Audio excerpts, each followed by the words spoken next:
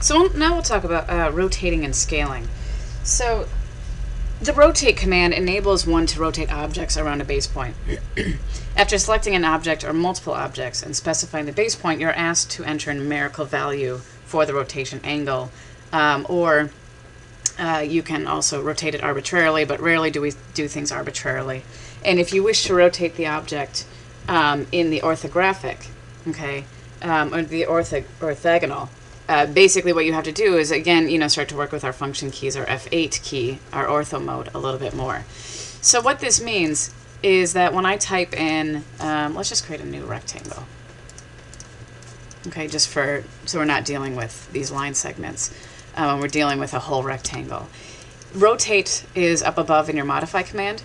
And so if I type in RO for rotate, okay, that's the alias. You can type in rotate, or you can click on the button there here and hit enter. What it does is it asks you to select the objects. Okay, so again, anytime that it's asking you to select objects plural, it means that you can use more than one object with this type of command.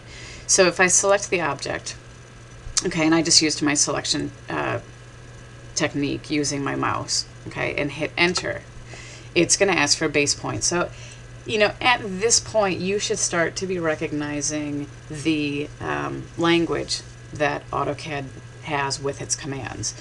And I'm going to specify the base point, okay, and so I have my object snaps on, okay, which are down here, which we talked about in a previous video. And to turn them on and off, you hit the function 3 key. Okay, it's snapping to my endpoint, and again, precision is always best. So you should be using your object snaps. You should be using specific dimensions, theoretically, because you want your drawings to be as precise as possible. So if I click on this endpoint, okay, you'll see that my ortho is on. If I turn my ortho off, okay, by hitting the function 8 key or by clicking the ortho mode down below, you can see that I can rubber band it to any angle that I want, okay, and it'll ghost out the original location as a gray line, okay. So I can, if I turn on or hit my F8 key and turn on my ortho mode, I can constrain it to the 90 degrees, or I can type in an angle, let's say 65, and it'll snap it to that degree. Now keep in mind that 0 is here, 90 is here, 180 is here, 270 is here. So it works as a typical coordinate, okay? So this line is at 65 degrees. You can start to play around with that a little bit, okay? We'll talk about rotating and scaling by reference. But before we do that, let's talk about scale. And if I undo this, okay, so just hit undo, the undo command, and enter as many times as you need to, because enter redoes the last command, so you don't have to keep hitting you enter, you enter, you enter. You can actually just hit enter, enter, enter, and that'll undo and undo and undo. So the scale command works, very similarly to the commands we've already encountered. So after entering the command, you select the objects you would like to scale, and again, it's multiple objects, not just singular object, if you want multiple objects. And then you specify the base point, and then for the scale operation, and then the scale factor. Okay, so if I type in SC or type in scale, or it's up above in your modify ribbon, okay, I'm going to select my object once, or objects. Okay, once I do that, I'm going to hit enter to get into the next mode of the command. I'm going to specify my base point. Okay, in this case, I'll do the lower right hand corner. Click on that endpoint. Okay, and again, you can see that I can either arbitrarily scale it. Okay, my ortho is on. If I turn my ortho off, okay, you might see it scale a little bit more easily, but maybe not. Okay, just because my snaps are on and it's trying to snap to other objects. And what it's asking me is if to specify a scale factor. Okay, so what that means, if I want to make it twice as big, okay, or 200%, I'm going to type in 2 and enter. Okay, so that's how the scale factors work. If I hit enter to recall my last command, the scale command, okay, again, select my objects, hit enter, specify a base point. We'll use the same base point. If I want to make it a quarter of the size, okay, I can type in 0.25. Okay, if I want to scale it to 1.5 times the size, I'm going to hit enter again, select my object, because once it scales it, it kicks you out of the command. I'm going to specify my endpoint, and I'm going to type in 1.5 for 150%. Okay, so that's essentially how the scale factors work. 2 is 200% or twice as big, 0.75 is 3/4 as big, 0.5 is half as big, et cetera, et cetera. What you can also do is you can also scale by reference and rotate by reference, and this I think is immensely important and helpful. It's a little bit more advanced, but I think you should, learn what it does. And that's basically saying, I don't want to figure out any of the scale factors. I don't want to figure out any of the rotation angles. I just want, to arbitrarily make it match, one angle or one scale. Okay, so what that means is that if I have a line, okay, and right now, let's say I'm free designing, okay, and, well, let's get rid of this guy. Just bear with me. Let's say this, I'm free designing, I got this crazy, design, I can offset my walls, let's say 6 inches, and I'm starting to work with that. And these are walls, and this is a piece of furniture. Okay, so as an applicable example. And I want to rotate this furniture to this wall, but I don't really want to figure out what this wall is. Okay, it might take some extra steps, and I want to do it quickly. So what I can do is I can rotate it by reference. So what that means is I can actually rotate it so that this angle matches that angle. Okay, so the way that I do it is I type in rotate, okay, RO for rotate, or you can go up to the tool button above, select my objects, and then hit enter. And I would specify my base point, so maybe I'll use my center, okay, my midpoint as my base point. And then I'm going to look down below, okay, because we've gotten to this point with this command, with this command we type in a rotation angle, etc., etc. But what we want to do is we actually want to reference this line as our rotation angle. So I'm going to type in R for reference. Okay, so I can either specify a reference angle, okay, and that basically means that if I want it to match a specific angle, I can type in an angle. Okay, so I can say that basically so first what I need to do is I need to specify my rotation angle, okay, and that means that I have to click on one and another and say this is the angle that I want to match a new angle.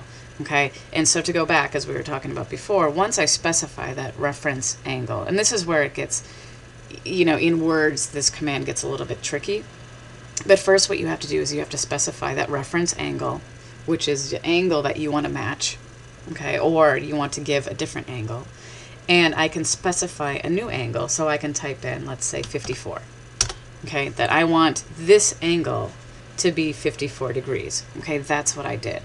However, if I don't know what that angle is, if I go back to my command, hit enter, select my object, hit enter once all my objects are selected, specify my base point, so that again is that midpoint, and then specify my rotation angle. Okay, so this is where I'm going to type in R for reference, and I'm going to reference this angle on my object.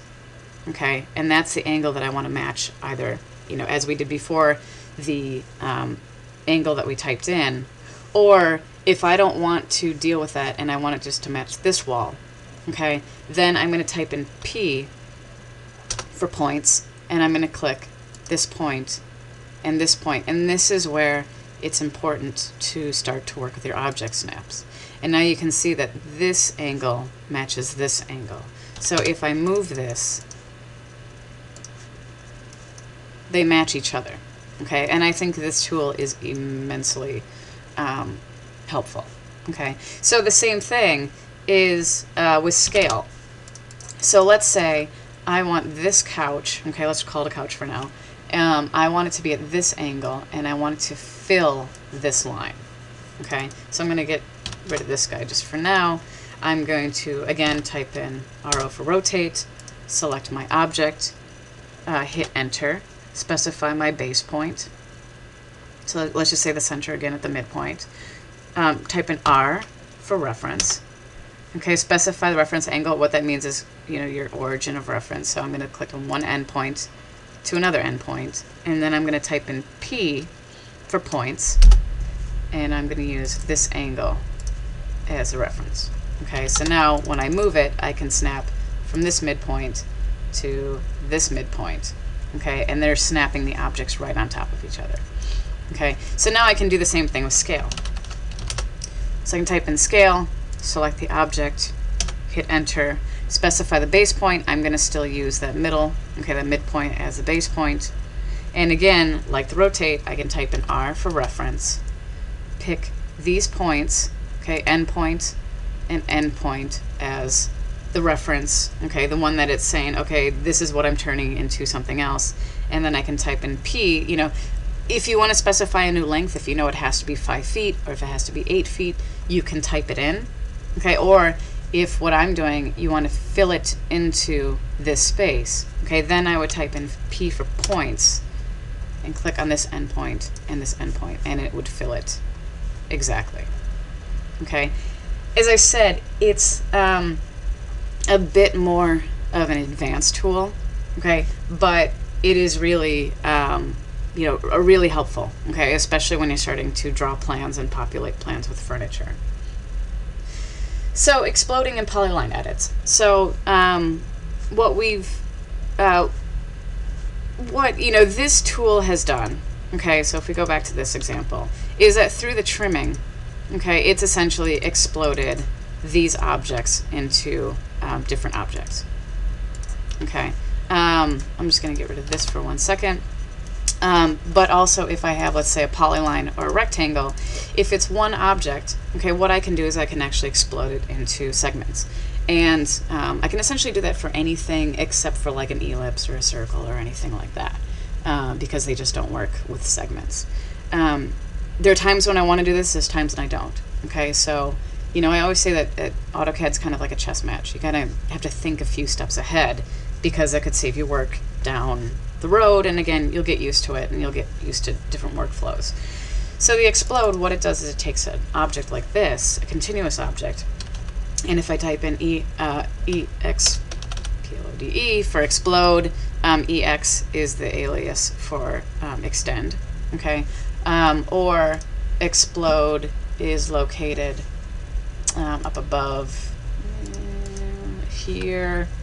I usually don't use it all that often,